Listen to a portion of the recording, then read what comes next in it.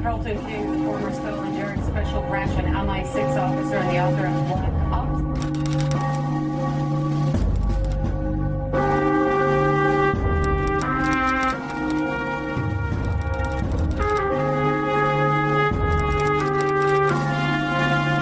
I was undercover for Special Branch in a jihadi organisation.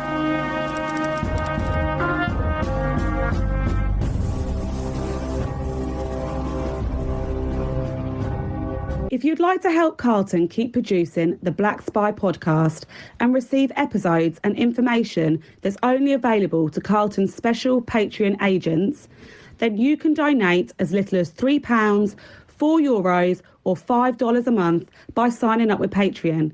See the Black Spy podcast notes or Google Patreon Black Spy podcast and pledge your monthly amount. You can even win the opportunity to be a guest on the show.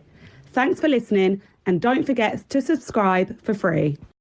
My name is Carlton King, and welcome to the Black Spy Podcast, the show that shines a light on the world of secret intelligence, national security, and armed governmental personal protection operations, as well as, probably more than any other thing, to be quite truthful, is what I do is delve into the world of geopolitics.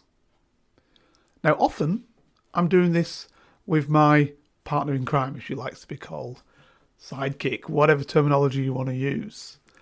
And she often just asks me questions. She says, what about this or this or this as subject? Today, however, I'll be doing it without Fergus. And what we're now going to do today, because of popular request, to be fair, is I'm going to do one of my, what I'm calling critical thinking elements, where we actually think about a particular issue and then I kind of delve into it myself.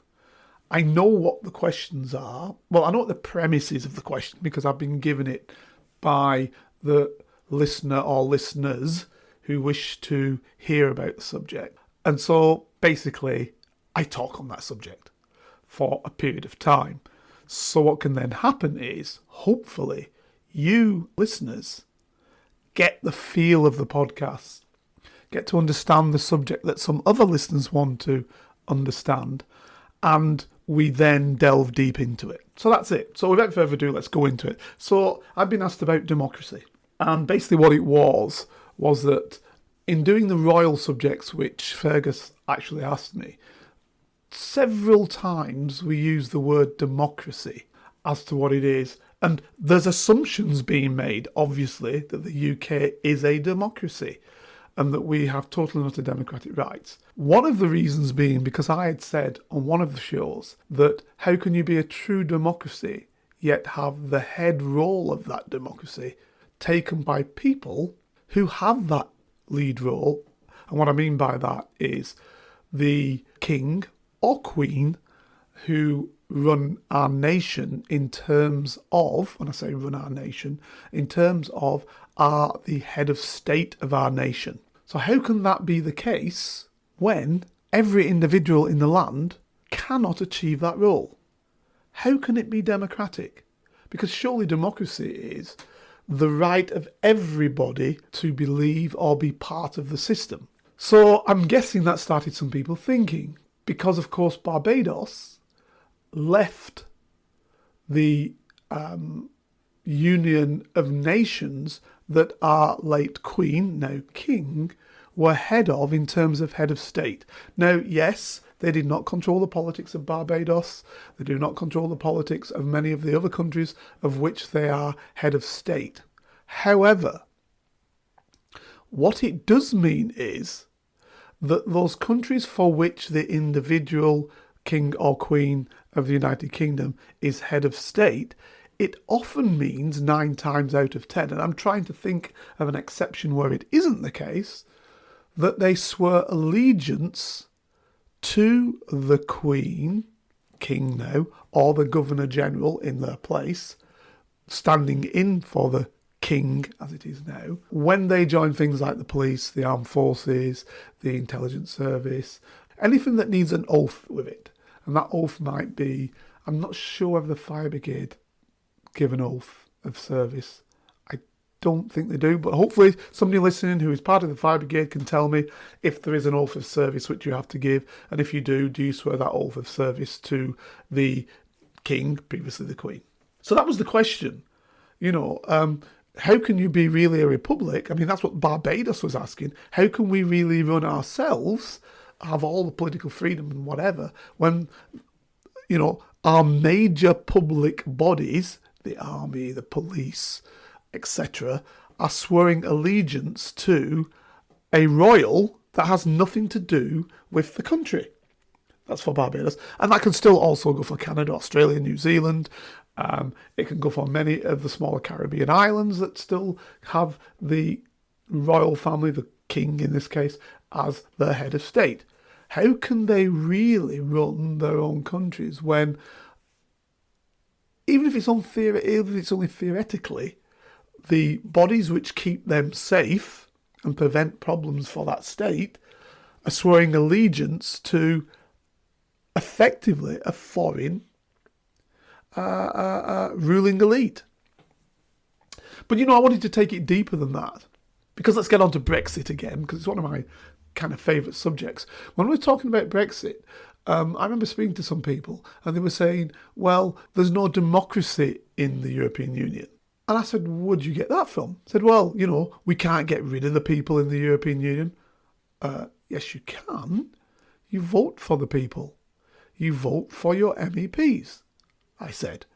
Well, that's just the MEPs. What about the people who are running it? The people who are in charge at the top. Oh, they are voted in by the governments of the European Union. And the governments decide who gets that role via horse trading, absolutely, via some sort of horse trading between the 28 different governments, as it was now, 27. Yeah, they're making some decision as to who gets that role of foreign secretary. We had the role of, they call it the EU's High Representative for Foreign Affairs, which was Catherine Ashton, a British woman, for many, many, many years. And that was voted in. She was voted into that role. So Britain had that power of the second most powerful post in the European Union. So that was a job given to Catherine Ashton, who quite well, by the way. So there was this issue that, well, how is that democratic? Because we, as the United Kingdom public, haven't voted for them. Politicians have. So then I said to this one person, I said, well, so when do you vote for our Foreign Secretary now? Of the United Kingdom, I'm talking about. How do you vote for the Foreign Secretary of the United Kingdom? Oh, well, we vote them into power. Right, you vote the government into power. This is interesting thing with democracy, you see. People think they've got it without thinking it through. So every 5 years, 6 years, 4 years, depending on which way it falls, depending on what the government wants to do of the day. Now we've got a fixed term parliament, so it should be running for the full 6 years. But take into account, we've had a change of 3, 4 prime ministers. You haven't voted for a single one of them. If you're not a member of the Tory party, that is. If you're a member of the Tory party, you have the opportunity to vote. But that wasn't because of your democratic right as a citizen. That was because you voted for a particular party. So then the person said, yes, but we voted that party into power. Did we? When you say we, did we vote that party into power? Or did a small number vote that party into power? So let's look at it again, taking current affairs into play. So right now, we have the winter of discontent, where we've got people striking left, right and centre. And the new laws, well, they're not new, they came out probably 10 years ago or so, that basically say you've got to have X percentage, 50% of people who vote to say they will go on strike. If you don't have that vote, then you can't get it. I don't know the last time there was a British government that got 50% of the votes. So it's okay for you to say to a trade union, you need 50% of your members to say you can go on strike. So that's to withhold your labour, which is clearly an absolute right for you to withhold your labour. By the way, it isn't if you're in the police, because you can't strike. One of the only bodies that can't strike. I think maybe the military can't. I'd have to check that. But definitely, if a civilian body, the only body that I know of that can't strike is the police. They're not allowed to. So again, was a democracy in that process. But anyway, taking it onto that count, 50% of the people you need to be able to say you can vote, strike, even if you actually can, like the police who can't, then you need 50% of them. However, we're voting our governments in with, 30% of the vote? 28% of the vote sometimes. I mean, it's crazy. 28% of the vote gets you power. 35% of the vote gets you power in Britain, right? Now, all other parties put together could have more than that percentage, but they don't get the right because it's the first past the post. So only the party with the highest numbers actually gets to be the party in power. So let me give you an example of that. So if a party, let's call it the Tories, it could be anybody, gets 33% of the vote. Labour then gets, say, 25% of the vote.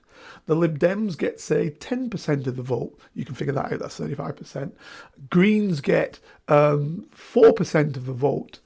And these are the people who've actually turned up to vote. So what I'm talking about is not of the actual vote of the electorate, of all those who can vote, but those who've actually turned up on that particular day to vote. Because it's not like in, say, Belgium where everybody has to vote.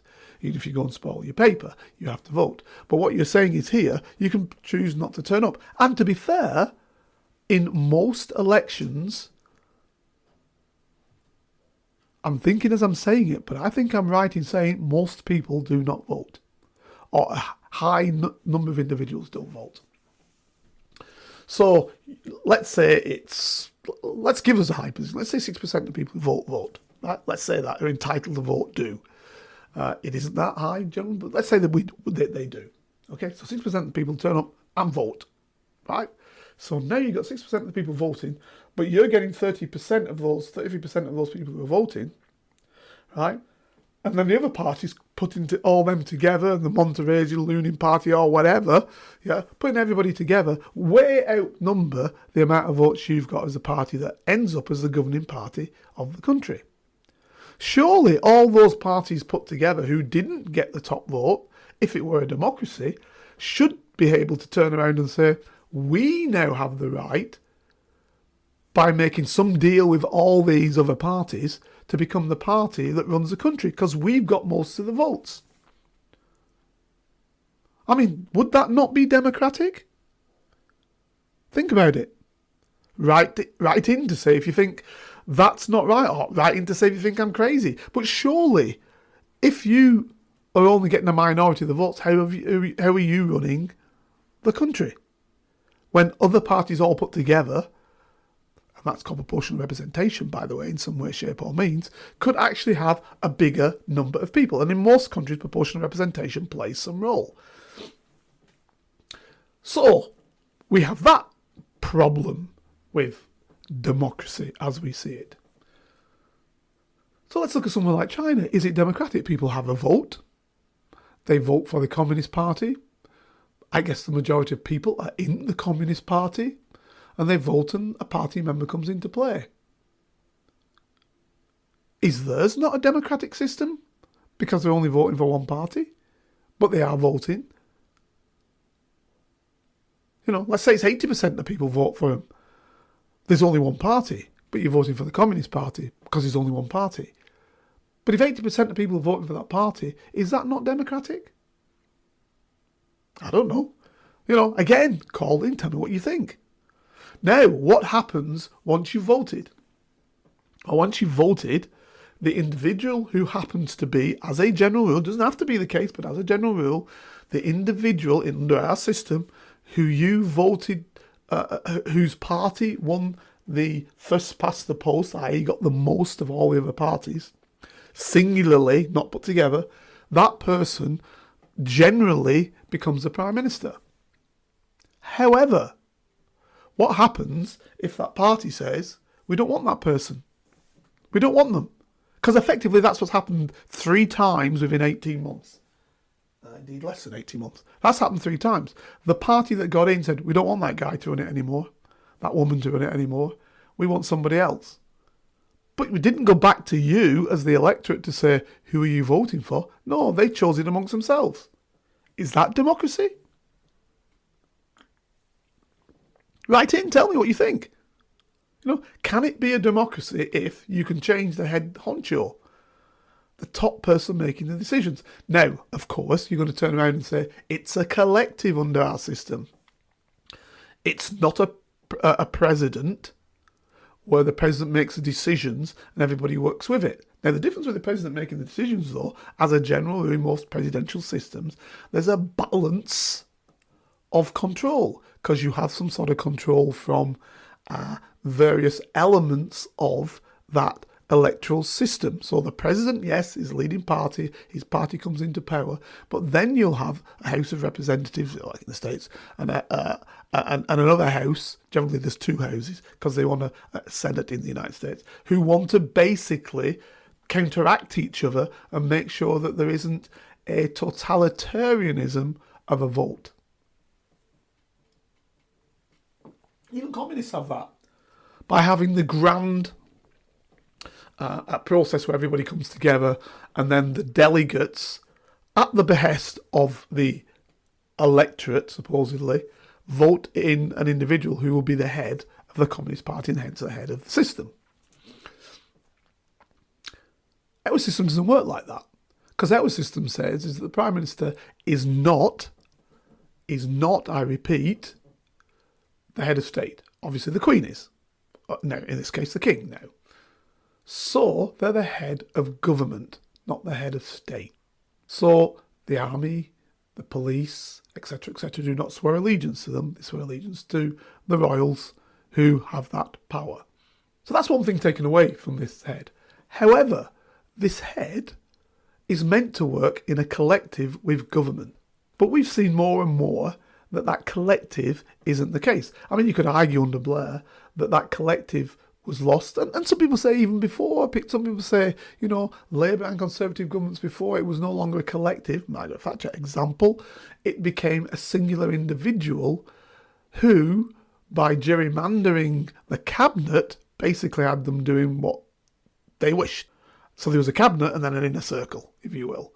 The cabinet's meant to be what's making all decisions. So just to give you an understanding, if you do not know how our system works, you basically got a Prime Minister and you've got Secretaries of State, and the Secretaries of State run the various departments of state, the major departments, the Foreign Office, the Home Office, the Treasury, etc., etc., etc. And then under them you have Ministers of State who run elements of that, and they work to the Secretary of State, and the Secretary of State works to the Prime Minister. Right. And then your cabinet is generally made up of secretaries of state. And now the Prime Minister can decide who is in that cabinet, by the way. So it's not necessary that every Secretary of State is in the cabinet. Generally is, but it's not necessary.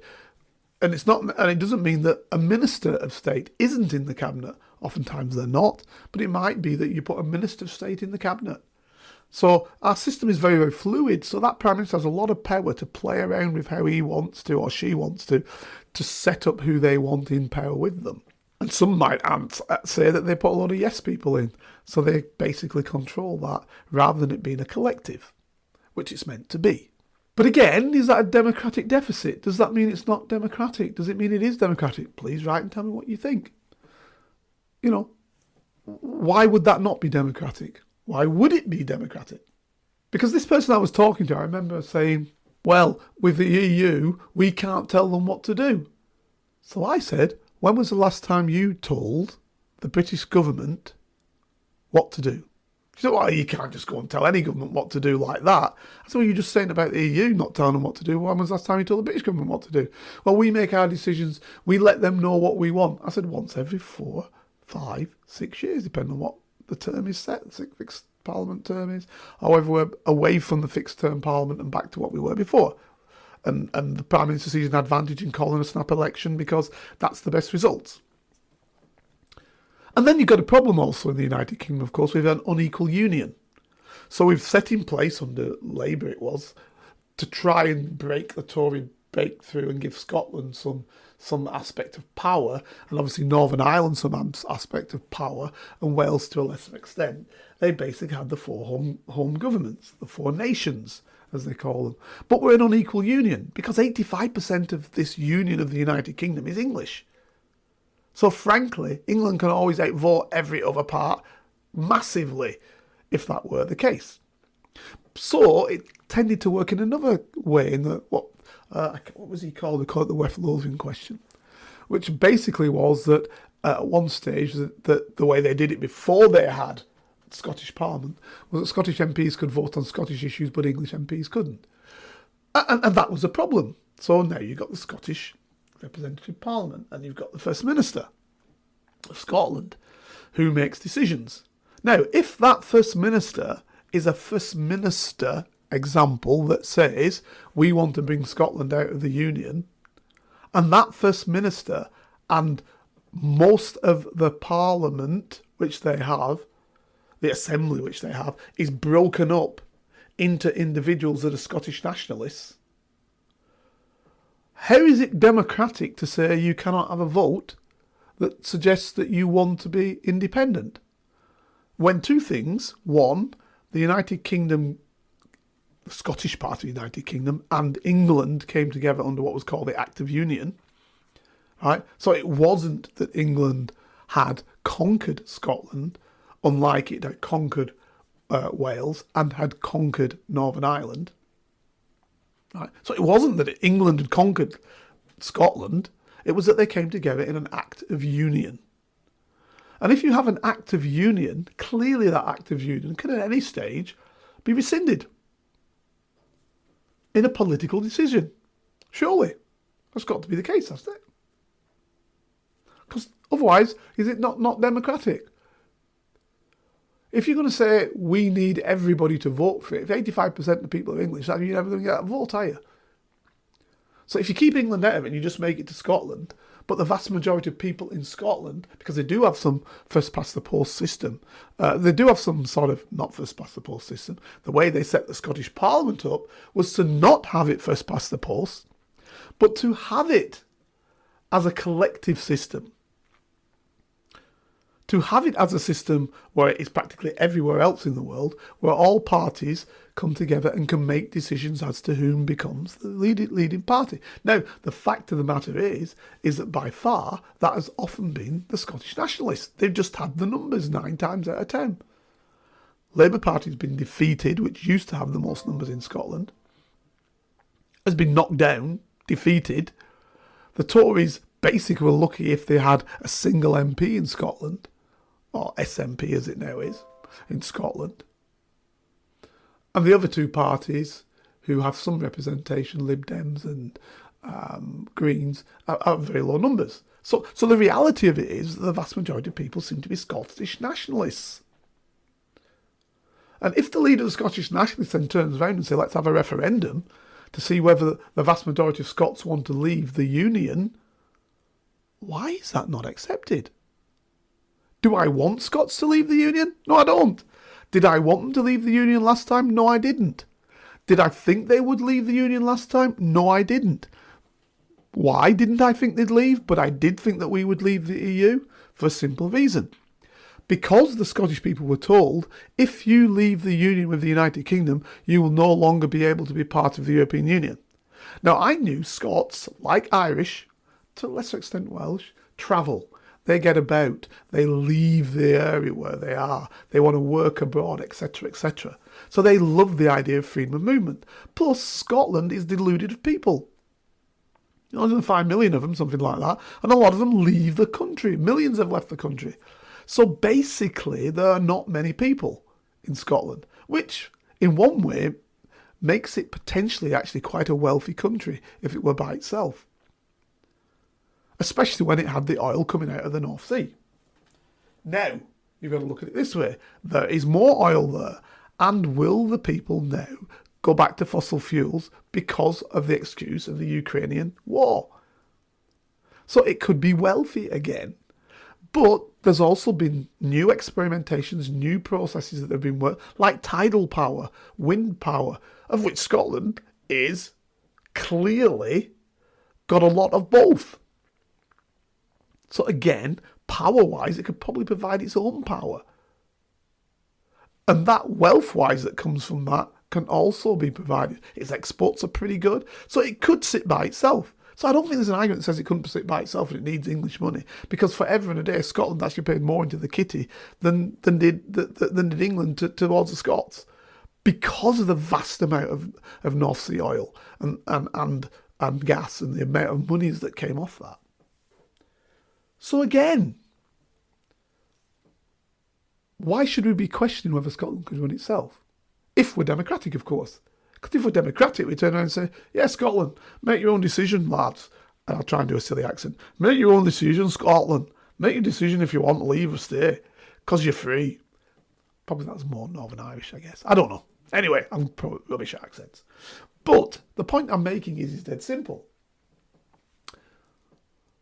If you're truly democratic, surely you make all the decisions democratically.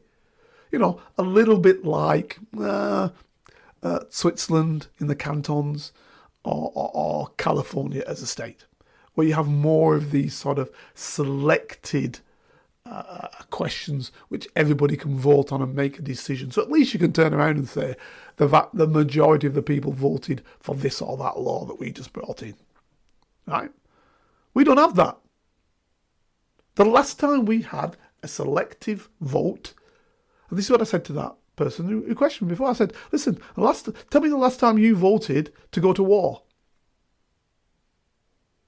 But, you know, we've been in wars practically more than any other country other than the United States because we followed the US into their wars, right?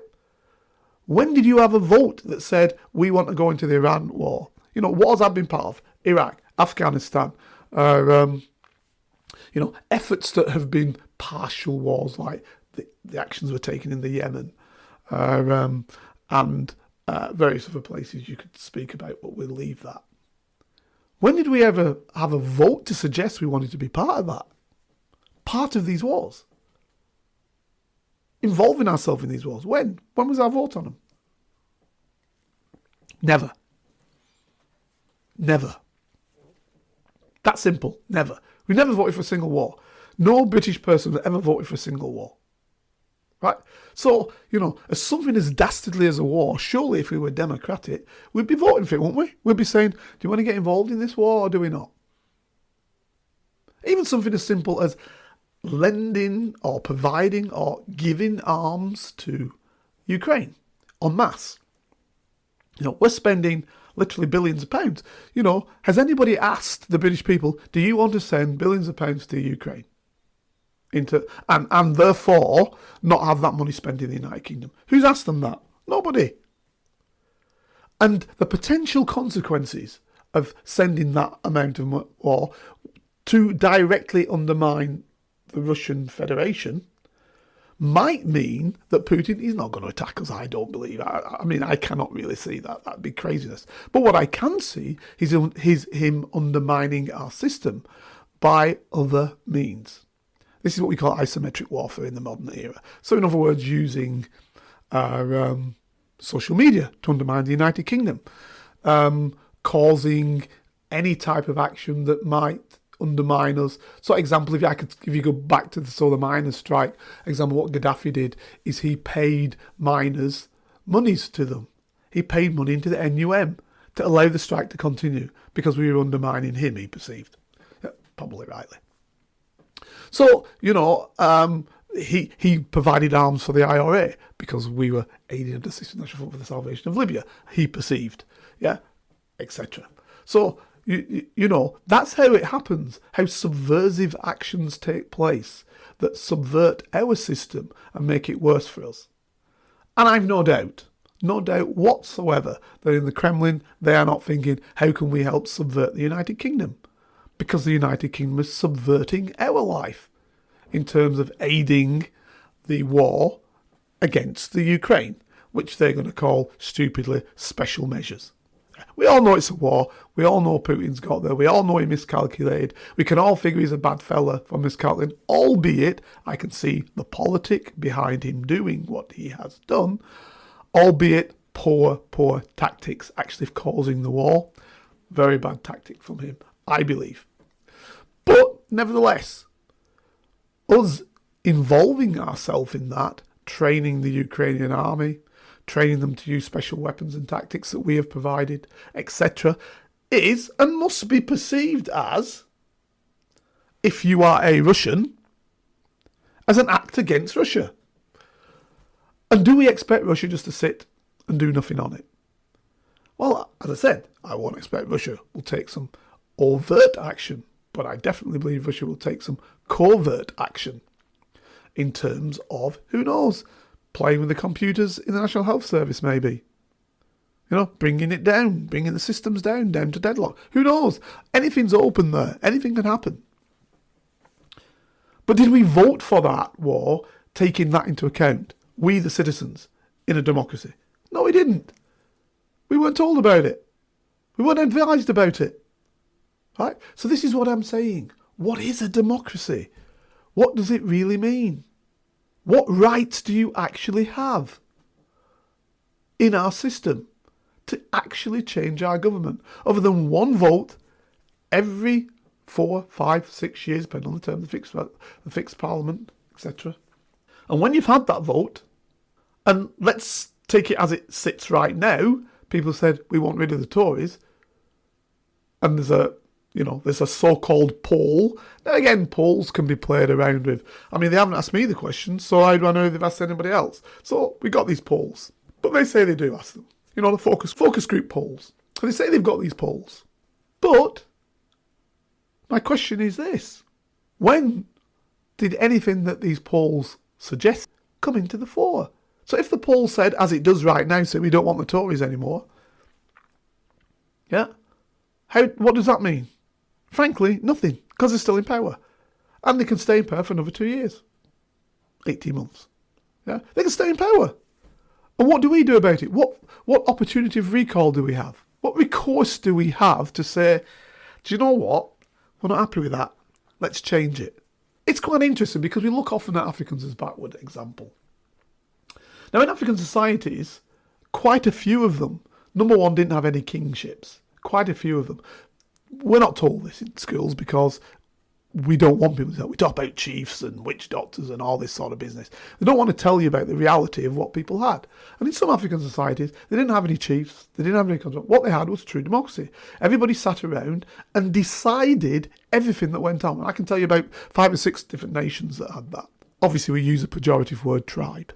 We use that pejorative word, tribe, in order to put that idea down that there's anything of import that came from it. But, I ask myself, when I look at somebody like, let's say, Zulus, and Zulus have got maybe about 10 million, 15 million people, maybe 20 million now, population movements. Why is that a tribe? There's 5 million Scots. Are they not a tribe? Why is Zulus a tribe, but Scots are not a tribe? Pejorative word. We got use of it. We use it to say backward. But these people were people who used to sit down and make decisions at one stage. Okay, by the time it got to King Shaka, they weren't. He was making the decisions. But what I'm saying is that there's peoples in other parts of the continent that before the coming of the West, they decided everything, and I do mean everything, by the guys, oftentimes not the women, but there were some societies in which the women decided everything and the guys decided very little. So, it went both ways. But anyway, decided everything by sitting around and talking it out and then saying, right, that's what we'll do. Now, there's an argument that says you can get too big for that. So that's why they then started using representatives, which you now begin to understand as a chief. So that chief came together with other chiefs, sub-chiefs, and they all sat down and said, blah, blah, blah, blah, blah. Yeah, that's what we'll decide, that's what we'll do. But then, of course, you get conquering, you get kingships, you get movements that then start to decide one fellow wants to be the head honcho and he decides to take over and make all these demi-chiefs subservient to him as vassal states. And that's the way the system works, how it changes. But the bottom line I'm saying is, at least at one stage, they were absolutely and totally democratic. Every decision was taken collectively. And it was all done collectively. So nobody could ever turn around and say, we didn't have a vote on it. Unless, of course, you're a woman in a system that was men only. Albeit, you could have said the same for men in some of the systems which were women only had the vote. Fewer and further between. And some were collective, both genders. But of course, this would be perceived as true democracy, would it not? Where everybody sits around and makes a decision. And this is what they try to some extent in the Swiss cantons in particular, rather than necessarily the whole country, where they have many votes on many, many issues. And they say, yeah, do you want to get involved? No, we don't. And I believe they had a vote in the Second World War. Do you want to get involved? No, we don't want to get involved in the Second World War. All right, Great, we won't get involved. That makes sense, doesn't it? Doesn't that make sense? That's true democracy, is it not? Now, of course, the communists came out with that same sort of idea. Right, we'll have one party. We won't have several parties, because when you get several parties, you get party interests, etc. We'll have one party, but everybody sits and makes a decision. And because there's too many of us, it won't be everybody. So what we do is we choose a person, and that person we choose goes to the main body, and that main body says for us what we want to happen. Right? And there's a big collective of all these people. They all come together, the main body, and they all are representative. Not MPs, representatives of us. So that means that if they don't vote the way we want them to, we can get rid of them the very same day. That's the theory. But the theory never really happens that way, does it? Because politicians, as a general rule, like being politicians, and then they start running things themselves. I don't care what part of the world you're in. So the reality is this, is that this idea of representation, becomes problematic. And the way we do it, it's kind of a, again, I don't want to, if I start using the word like a bourgeois democracy, then that kind of means there's a certain leaning to the left. Well, not true, really, because the NSDAP, which is the actual name of the Nazi party in Germany, which means the National Socialist Party of Germany. And notice the word they use, socialist, because actually what they believed in initially under Röhm and Strasser and people like that was that actually the normal people should rise up against the younger, they call the landowners, people who own the powers. They should rise up against them, and the normal people should take power. And basically you should create socialism, i.e. the normal people taking power, having collective representation in one state. So for them it is, we don't care about anybody outside of Germany, but what we do is we only do it for the Germans, we do it for the German working people. Now, as we know, that was corrupted by Hitler in the main, and in the main what they started doing was working hand in hand with the ruling elite, and then a deal with the ruling elite, and then taking power because the ruling elite thought they could control it, and they couldn't, etc., etc. So you got Oscar von Hindenburg, and then you had one of the great press czars, who obviously also thought they could control him, and one could see they couldn't, right? But he was able to bring the people with him. And this is where the problem lies. And this is what I'm going to kind of end up finishing on. Because a wise man once said you can fool most of the people most of the time, but you can't fool all the people all the time. Now, I wonder if that's actually true. Is it that you can fool all the people all the time? If you start off early enough by saying this system is the best in the world, it can never be changed, it's always been this way. And if you look at any other system, they're rubbish and you can't use them. So is it, frankly, a possibility that practically everybody can be fooled? Or at least as darned as many as it's necessary in order to really bother about those who cannot be fooled? Or is it that it's safer? See, because I kind of come from the perspective of when you try to change a system and that system isn't easily movable, and most systems are not, because that's why they're the system, then somebody's got to do the dying for that system to change. And generally, the people who do the dying to change the system are the people that don't matter. The people that do matter work the people that don't matter, and they do the fighting for the people that do matter, or they're going to get the benefit out of it in the end. And that fight costs a whole lot of deaths of people. And frankly, those normal people, 9 times out of 10, get nothing out of it. Now, the problem with my analysis there is it means that the system keeps moving on, and if some people are being oppressed, they never stop being oppressed. So there has to be some time when you do stand up and say, let's change it. And I'll show you the United States as that example. I'm up there. I'm an old guy. Yeah. So I can remember in the United States, 50s and 60s, when everybody said the land of the free world, and the whole of the world talked about the free world, and it said what happened in Nazi Germany was terrible, never again, etc., etc., etc. But America is the country where it's all free and everybody's happy. Yet still, for those of you who don't know, I'm black, I am black. If you looked like me, and went below the Mason-Dixon line, you had exactly the same as what was happening in Nazi Germany, with the exception of they weren't killing everybody like flies because they didn't fear them. They just killed enough people to keep them in line. So they'd lynch people, very, very frequently. Get some black geezer, hang him up from a rope. By the way, man or woman or child, wasn't always a man. Hang them from a rope, let people see it. In sometimes, now I'm going back mainly to the 20s and 30s, but a little bit into the 40s as well, you had whole systems whereby they'd print in the newspaper, we're going to kill an N today, and you know what N stands for. We're going to kill him today, or we're going to kill him at the weekend, and we're going to put special trains on for you to come and visit. And they'd basically take some black geezer who was too uppity, as they called it, and they'd hang him and they'd burn him, they'd spit roast him sometimes, and they'd cut parts of his body off. Regular part of his body used to cut off was his penis. And they'd sell those parts to people, men, women and children. You can see the pictures. If you want to see a book called 100 Years of Lynching, you'll be able to see it on that if you want to see that book. And this is 1920. It's not 1830 odd. This is 1920, 1930, 1940. Right, what they were doing with blacks.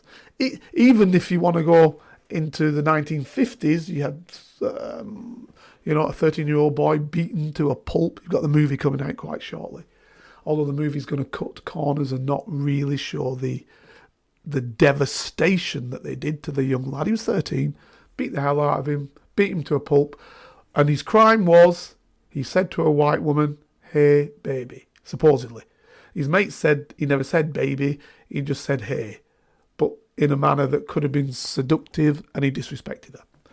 So a sheriff, deputy, and several others beat this geezer, black lad, to a pulp, literally a pulp, so much so that when his mother saw him, his head could hardly fit in the casket, and sent him back up north. Now, his problem was that his mother had come from down south, but he'd been born up north in Chicago and didn't understand that down south, blacks were still basically kept like dogs.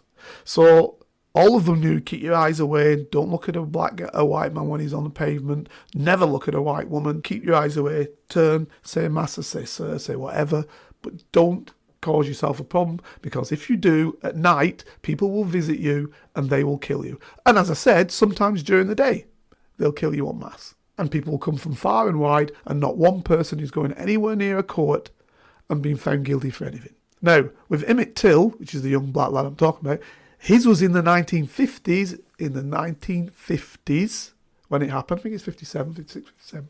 A black senator, okay, as we spoke about before when we were talking about powers that were at B, and the senator's a relatively powerful person, he's a representative, came because he was a senator for Chicago, came down south to see what Emmett Till was, and he was walking down, the judge, because he found two people guilty, because the FBI looked at, well, not guilty, found two people and put them on trial, because the FBI helped find out who had done it, supposedly. Although J. Edgar Hoover was kind of, he really wasn't that interested in civil rights. Anyway, they got these people, put them on trial, one of them being a deputy, of course, and the jury was all white, and of course the judge and the lawyers are all white, prosecutor and defence. And they put them on trial, and this senator, representative from the House of Representatives, walks down the aisle, and it's on this is on camera. So he walks down the aisle, and he's walking down the aisle. The judge says, "Hey, where are you going?" Again, I won't do the southern accent. And he says, and he keeps walking. He said, "Hey, nigger, where are you going?" He said, I'm representative, whatever, this is my constituent, I've come here to see the case. He said, "Down here, you just plain old nigger, get your ass back in the nigger seats." Now that's the judge. Suffice to say that people were not found guilty. And I think it took 40 years until something like in the 2010s to find anybody guilty for that. And by then the bloke's like 90 years of age, and what does it really matter? Right, so the point I'm making is this. You can have a country that's said to be the leader of the free world where democracy reigns everywhere, supposedly, but the people, a good percentage at that stage, blacks were about 20% of the population, something like that figure, have no rights down south. You know, Muhammad Ali threw away his gold medals from the Olympic Games when he was supporting the United States. He was the United States winner, boxing winner. He threw them away because he couldn't eat at a lunch counter. He wasn't allowed to eat there because there's whites only. And he just won the Olympics. Great when he was winning the Olympics for the United States, but anything else, who give a damn? And I'll tell you something else. Oftentimes we hear this, Hitler walked out when Jesse Owens won the 3 races that he won in the 1930 Olympics. The reality is, and I spoke with some of these old fellas when I was in Germany back in the 70s. They said, we were treated better in Hitler's Germany. I repeat it. We were treated better in Hitler's Germany at those Olympic Games than we were treated down south in the United States. That's what they said. I mean, fathom that. Fathom it. We were treated better. And many white Americans, when I was running the races, didn't want me to win. And this is Owen saying himself, didn't want me to win because I was a black guy. And they wanted white people to win because otherwise I was undermining the racial stereotypes that whites were superior to black. So the reason why I mention that only is because democracy always be hidden. It can always be perceived as something, but actually not be. And that's one of the problems that we've got. And it only really works, regardless of what system you're in. I don't care whether you're in China, whether you're in Britain, whether you're in bloody Vietnam, another communist place, or wherever you are. It doesn't matter where you are. If the people actually really obtain advantage. Do the people really get advantage? I guess that's the only thing you can say. Are the people better off? Or is it worth fighting and dying for? Or have they given them no choice but to fight and die? Most systems don't do that. They're not at the level whereby you say, do you know what, let's just die for it.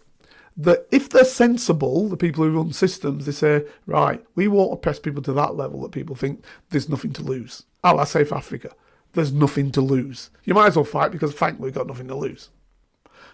That's a negative system. That's a system that basically says, that basically have underplayed the belief in the people who are there oppressing and overplayed their own hand to keep control of them. That's a poor system. And to some extent that was happening in the United States. Although you could always run up north, you see, so that gave that kind of like a pressure cooker. It allowed the pressure to come off. Because if the whole of the United States was like the South, the blacks would have been fighting the whole time because they just couldn't live that way. But because you could always run up north, especially the people who would have caused the problem, they ran up north.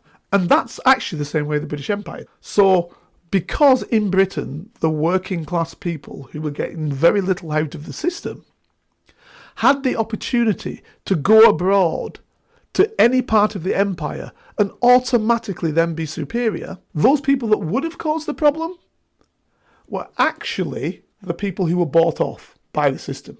And not just Britain, French Empire, Dutch Empire, German Empire, you name it. Most of them, they have that capacity to say, right, you might not be able to make it here because you're not wealthy enough and you're not in the system. But if you go over there to one of the things that we run, you may be able to come back, a la Clive of India, and then you come back with all the wealth in the world and automatically you're part of the ruling elite yourself as well. The East India Company did that all the time. The West India Company did that all the time. Normal buck naked in Britain, general people, normal everyday Brits, joined up in these forces in the old days. They were companies, by the way, but they had their own armies. Joined up in these armies. I know I'm going all over the world with this democratic perspective. Went all over the world. They could go to a colony somewhere and then come back wealthy, and then they're part of the system. So you took away that pressure that these type of people would have created. You took that away. And these people then were co-opted into the system. And to be fair, post the First World War and post the Second World War, that's what the British system had to do. Post the First World War, it did it with the system of allowing everybody to vote. Now, it'll become as a surprise to some women who believe in the feminist movement right in the beginning, the suffragettes, that the suffragettes were not asking for universal rights of women to vote. They were not asking for that. What the suffragettes were asking for, the early suffragettes, were asking for the right of women to vote in line with the right of men. And that was about, in Britain, I think automatically about 35% of men. So that's the landowning classes. Then it jumped up to about 60%. So the landowning classes are the classes who had enough money to be a landowner or a rent payer of a certain level, or of a certain individual doing a certain role. That give you the right to vote. You'd have to look at the Representation of the People's Act fully to look at that. But it's between basically only 35 at one stage, because you had to be a landowner, etc., to vote, to then suffrage opening up. And the reason why it opened up after the First World War is because I think good 60% of people fighting for Britain, I'm talking British people now, in addition to colonial people, fighting for Britain, had no right to vote. So they were dying on the battlefield. At that stage, the highest level of people dying on the battlefield they'd ever seen, but had no right to vote whatsoever. This is what I say about voting for your wars. Yeah, who has that right? But they had no right even to vote to know what was going on in their own country. Never mind anything about what the wars were doing. So at that stage, they thought, we're going to have to do something. And the right for all women, universal suffrage for women, came after that right of men. 1919 into 1920, then the women got the rights. But the suffragettes were women of their class. They basically said, we just want to vote like our men folk do, of our class. Not everybody, right? And this is how systems do work, because women, badly done down to in many, many ways. But of course, the ruling elite woman was superior to the working class man. You know, there's always somebody superior. That's the way you split the systems up, divide and rule, right? So that's it. You're not getting a working class man going to a ruling elite woman, even if she had no vote, and being rude and cheeky to her. No, it doesn't happen, because that bloke gets sorted out. It doesn't work, or he gets beaten and gets put in prison, or whatever the circumstance might be. So you cannot say that all women were treated the same, because they weren't. It's just not reality. That's just not the way life is, right? So that's what I'm saying. And frankly, at one stage, went the same for blacks. If you're a wealthy black guy, particularly in places like France and that, where you could be a chevalier.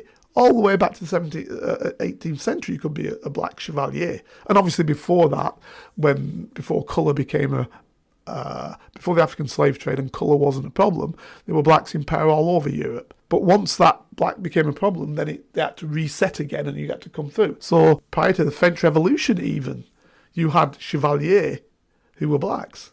Like, if you look at Versailles, I don't know if the programme Versailles that's coming out this week, whether it'll actually show it, but you've got a guy there, Saint-Georges, who is a chevalier. But by the way, chevalier means a knight or a lord.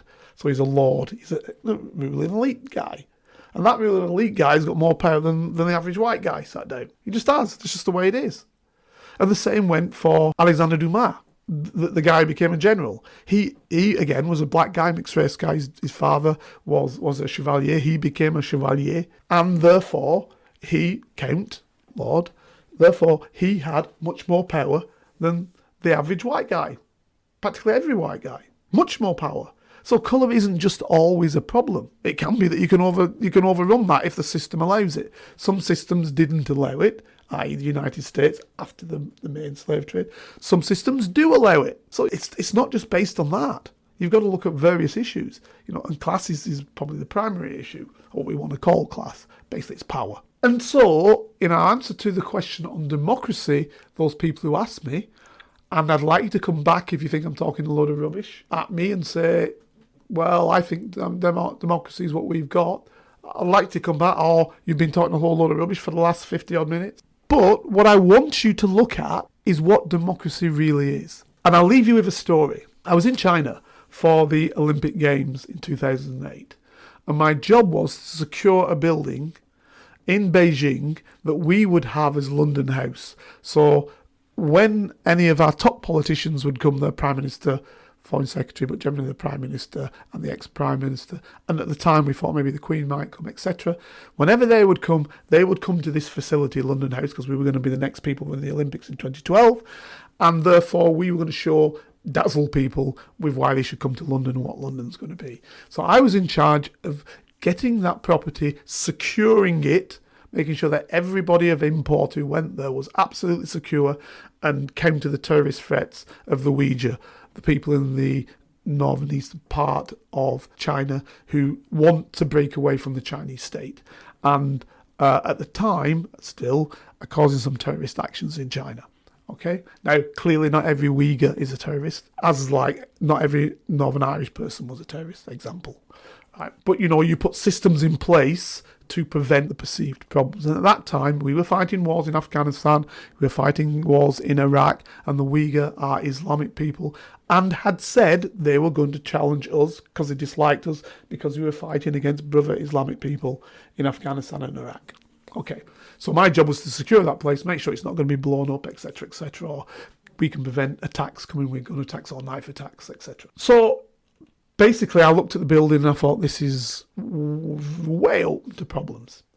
And I said to my Chinese liaison people, including the chief of police of Beijing, that what I needed to do was build basically not a wall, but quite a high concreted area around the building and put some chicanes in there and prevent any possibility of a massive car bomb or lorry bomb even, being rolled into the building. Now, the Chinese didn't like that. The Chinese authorities, they said, no, we'll just put police there. I said, police will not stop a vehicle moving at 30, 40, 50, 60, 70, 80 miles an hour when it just smashes through as many police as you want to put. They got an abundance of police, We'll have them 3 deep. 3 deep police ain't going to stop that. You need concrete structures to prevent that from happening. And I'd like to build these concrete structures around this building. And, I'll pay for it. Not me, obviously. The United Kingdom will pay for it. So I drew up the plans for it, how it would work, what we needed to do, strengthen the doors of this building. It's an ancient building, but I strengthened the doors on the outer part of the building so it didn't affect the actual ancient building itself, etc., etc. And I put all this in play to make this work. And I got the concrete fabricated by a Chinese company that did a fantastic job. They could knock the concrete out, and they did. And they came with big cranes and put these concrete slabs down. And I was happy, because I think I've got it, I've done it, it's put in place, and I've got the authority finally after, using some moving and shaking, getting our ambassador on side, etc., to try and argue the position with the politicians. And so I managed to get the authorities to do it. And by that time, at that time, was Boris Johnson, who was the mayor of London, and the London committee was putting the money up for it. It's a lot of money that I was spending. So done. I could do it. Fantastic. So I got this all done. And I got these chicanes done as the normal chicanes are. So basically, if you can imagine, if you can see it, I'll try and describe the spectacle.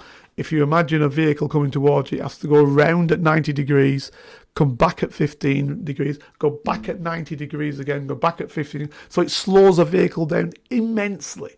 You cannot just drive in.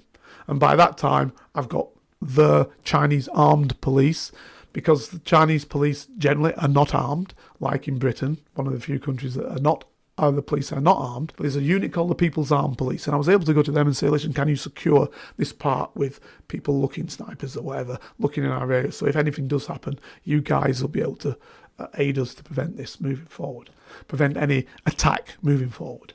So they agreed, so the People's Armed Police were aiding me, and the normal Beijing police were going to aid me, and a few of them were carrying firearms, which I was able to get that, and my liaison guy was with me.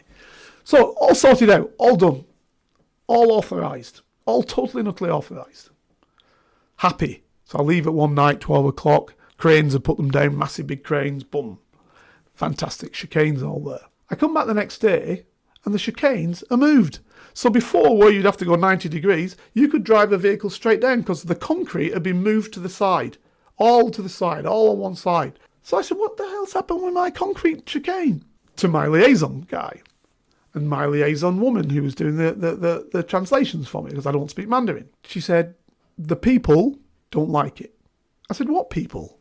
I said, I've got authority from the mayor of Beijing. I've got somebody from the party, Communist Party, saying it. I've got somebody from the head of police saying it. I've got my authorities. They're all here.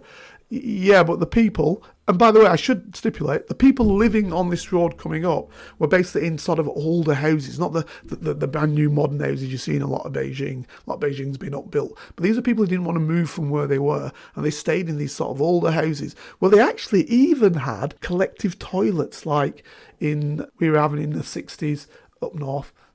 Yeah, 60s I'd say they were still there. 70s they'd gone, most of these collective toilets, whether you was an outside toilet and you went to collective washing area. They still had it in this particular area. Even though it's very, very nice, it's set up in an area that's beautiful, and it's a lake that's meant to be an area that's a conservation area, so that it's set up in a special way. But they still had this, and these people wanted to live like that. So I guess that's what they had, because they didn't want to knock these houses down.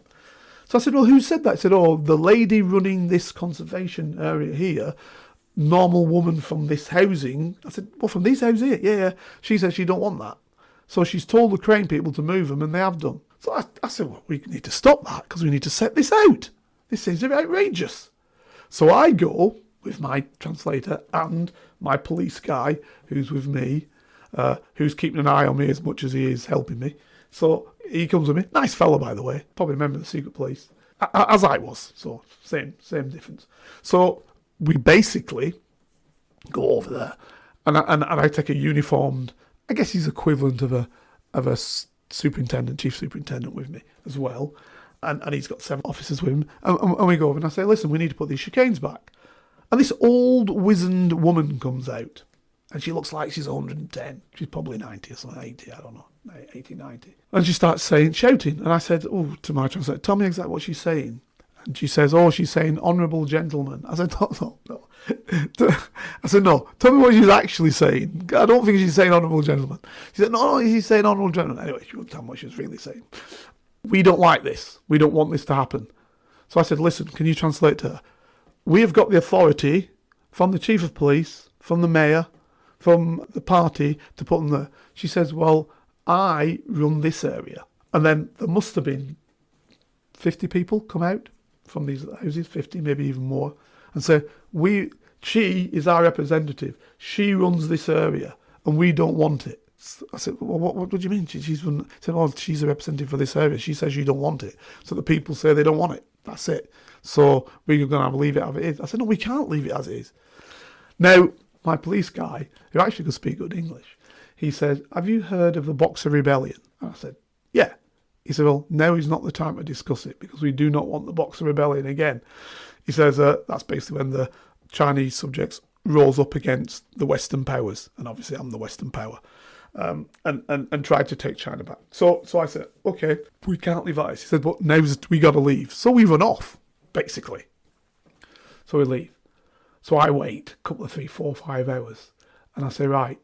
I said, we're going to go back there. We're going to put that chicane as it was. We have to. We've got all the authorities. We're putting it back. And, let me speak to the mayor again. Let me speak to whomever.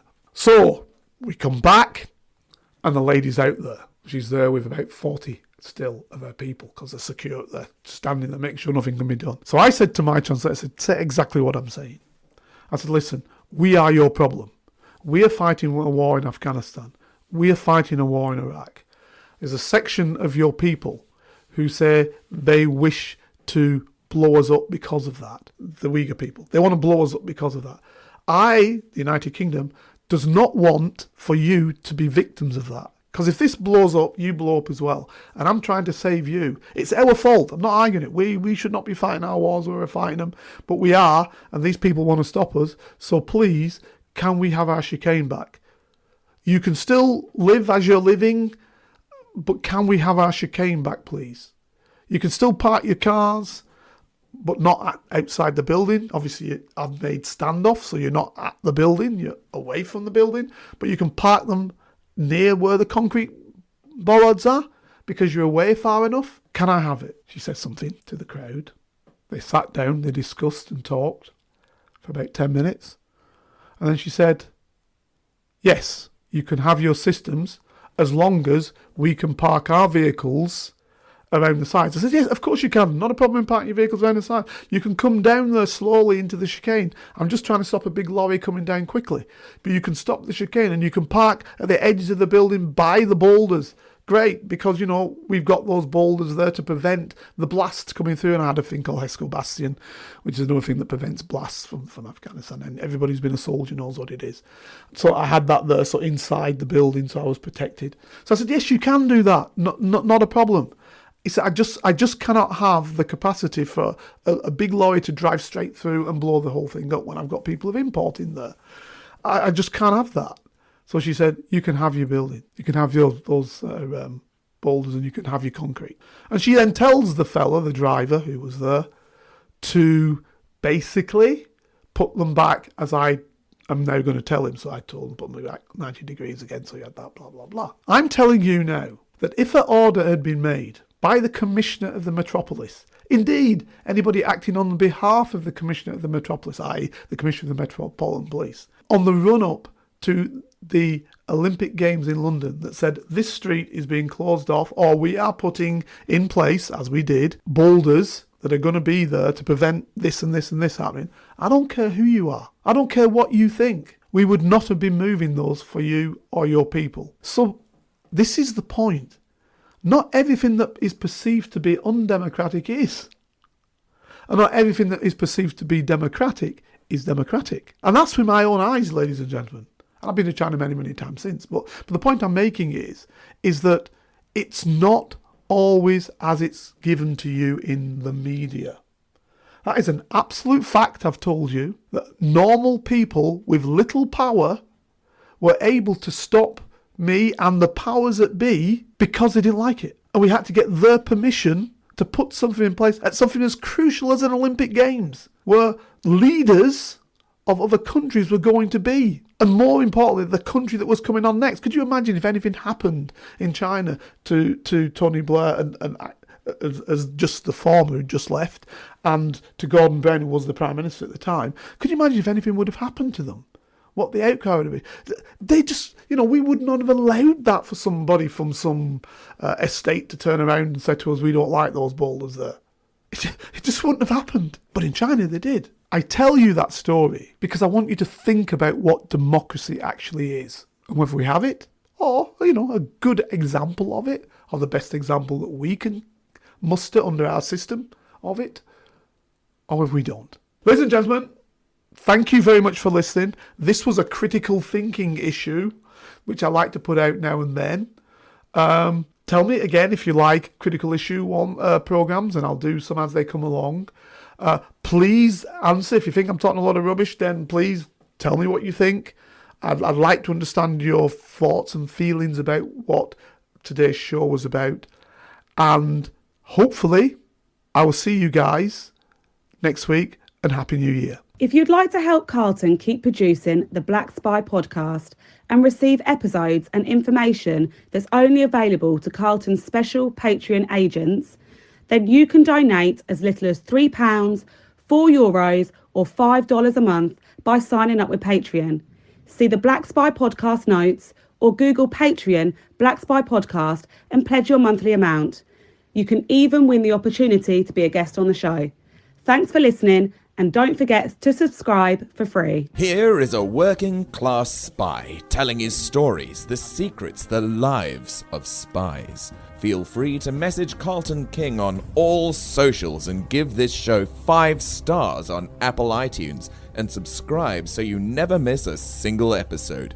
For your ears only. I was a member of Her Majesty's Secret Intelligence Service.